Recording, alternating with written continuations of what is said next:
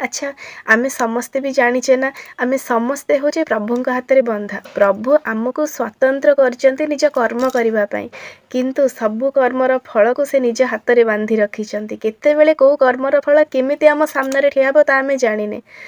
ଯେଉଁମାନେ ବି ଯାହାର ବି ଜୀବନରେ ଦୁଃଖ ଆସୁଛି ବା ସୁଖ ଆସୁଛି, ସେ ବୁଝି ନେବା ଦରକାର ଏହା ମୋର ପୂର୍ବ କର୍ମର ବା ପୂର୍ବ ଅର୍ଜିତ ଫଳର ପ୍ରଭାବ, ଯାହାକି ଭଗବାନ ମୋତେ ଦେଉଛନ୍ତି। ଆଉ ଯେତେବେଳେ ବି ଦୁଃଖ ବା ସୁଖ ଆସୁଛି, ଯଦି ଆମେ ଜାଣିଦେବା ଯେ ଭଗବାନ ଏଇ ଫଳ ଦେବା ପାଇଁ ଆମକୁ କରୁଛନ୍ତି, ଆଉ ଯେମିତି ପିତାମାତା ବା ଗୁରୁ ଗୋଟିଏ ପିଲାକୁ ଭଲ ବାଟକୁ ଆଣିବା ପାଇଁ ତା'ର ଭଲ ବା ଖରାପ କର୍ମର ଫଳ ତାକୁ ଦେଇଥାନ୍ତି। ଯେମିତି ପାଠ ନ ଆସିଲେ ଦଣ୍ଡ ଦେବା, ଦୁଷ୍ଟାମି ହେଲେ ଦଣ୍ଡ ଦେବା, ଭଲ କାମ କଲେ ଚକୋଲେଟ୍ ଦେବା, ଭଗବାନ ମଧ୍ୟ ଠିକ୍ ସେମିତି ଆମ କର୍ମର ଫଳ ଦେଇ ଆମକୁ ଠିକ୍ ବାଟକୁ ନେବା ପାଇଁ ଚାହାନ୍ତି।